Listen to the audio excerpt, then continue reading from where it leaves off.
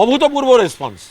21শে জুলাই মমতা বন্দ্যোপাধ্যায়ের নেতৃত্বে বিড়লা তারামণ্ডলের পাশে শহীদ তর্পণ সমস্ত জেলা থেকে, কিন্তু আমাদের তো আবার আদালতের একটা বাধ্যবাধকতা এসে গেছে, তারা কিছু বিধিনিষেধ লোক সংখ্যা বেঁধে দিচ্ছেন, কিন্তু সমস্ত জেলা থেকে, বিভিন্ন কর্নার থেকে, সমস্ত ব্লক থেকে, শহরাঞ্চলের সবকটা ওয়ার্ড থেকে যে পরিমাণ কর্মীরা, এবং তাদের আরও জেদ চেপে গেছে যে বিশ্বাসঘাতকতা হয়েছে মমতা বন্দ্যোপাধ্যায়ের দলের প্রার্থী হয়ে, মমতা বন্দ্যোপাধ্যায়ের প্রতীকে, মমতা বন্দ্যোপাধ্যায়ের সঙ্গে থেকে যারা প্রতিষ্ঠা লাভ করে হঠাৎ যারা উল্টো কথা বলছেন, সাধারণ মানুষ এবং কর্মীরা তাদের কোনো অবস্থায় গ্রহণ করছেন না।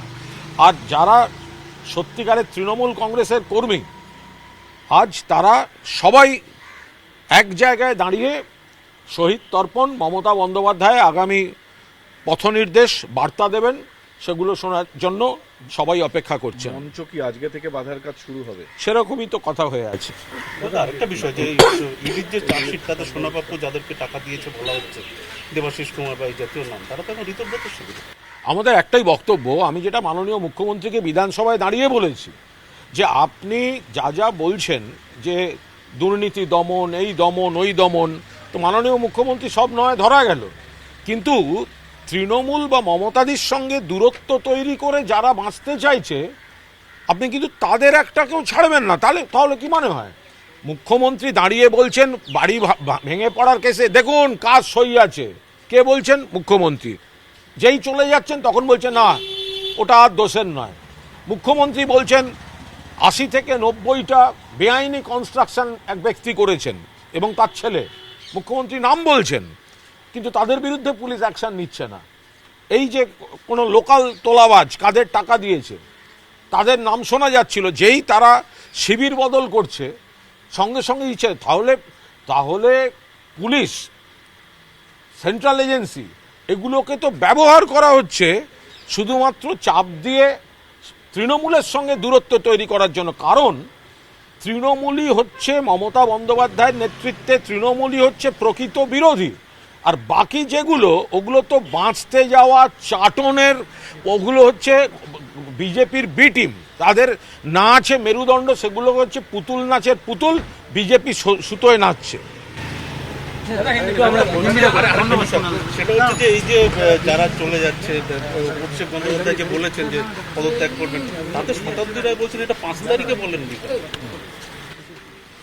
না। দেখুন, অভিষেক বন্দ্যোপাধ্যায় তো এটাও বুঝতে পারেননি নিশ্চয়ই যে 4 বারের সাংসদ শতাব্দী রায় হঠাৎ রাজ্যের সরকারের কোনো কারণে তৃণমূল নেই, সঙ্গে সঙ্গে তিনিও আবার অন্য কিছু ভাববেন, এইগুলোও তো সাধারণ লোকের পক্ষে বোঝা সম্ভব নয়।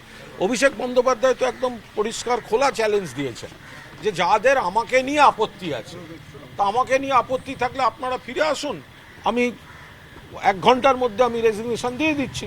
এবার বাকিরা সবাই এক পা করে পেছোচ্ছেন কেন? যারা এত বড় বড় কথা বলছিলেন এখন পিছিয়ে যাচ্ছেন কেন?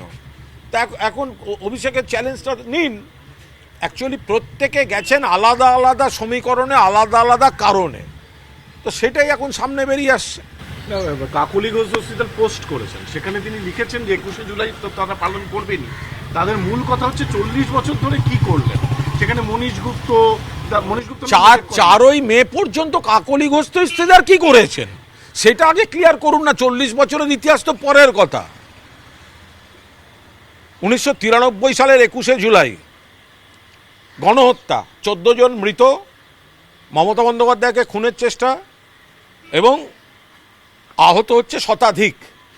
মমতা বন্দ্যোপাধ্যায় সুস্থ হওয়ার পরই প্রথম কবি সুভাষ মুখোপাধ্যায়ের নেতৃত্বে কমিটি করেছেন এবং তহবিল সংগ্রহ করে শহীদ পরিবারগুলিকে পাশে দাঁড়িয়েছেন।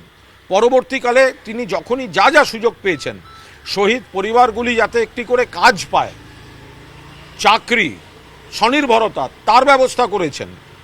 প্রত্যেক বছর এই 21শে জুলাই তারিখটিকে তিনি ভারতবর্ষের রাজনীতিতে একটা তারিখ হিসেবে প্রতিষ্ঠা করে দিয়েছেন এবং প্রত্যেক বছর মঞ্চে শহীদ পরিবারদের সম্মান এবং শ্রদ্ধা জানানো হয়েছে।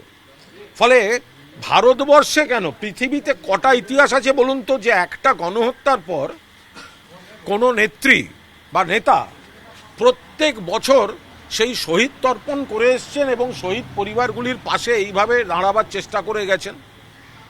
আজকে যারা বড় বড় কথা বলছেন তারা তো মমতা ব্যানার্জির সৌজন্যে, মমতা ব্যানার্জির দয়ায় আজকে আমি এমএলএ হয়েছি, কেউ এমপি হয়েছেন, কেউ মন্ত্রী ছিলেন, কেউ কাউন্সিলর, কেউ এমআইসি, কেউ হিডকো, কেউ অমুক সরকারি নানা পদ।